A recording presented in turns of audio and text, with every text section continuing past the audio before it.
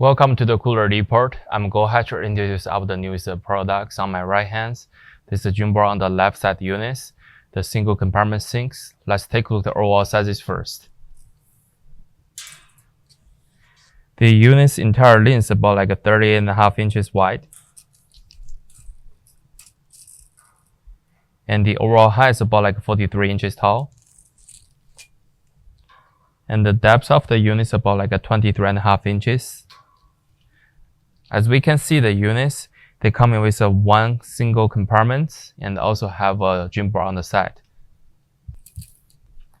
For this gym board, it's about like 16 inches in the width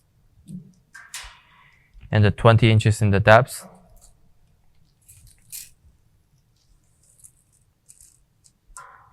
From bottom to the edge will be about like 3 feet tall. We can take close to see the inner side of the sink. As we can see, they have two holes for you to mount the faucets on the units. The two hole diameters between is about like 8 and 1/4 inches. And for the sink, it's about like 18 inches in the width.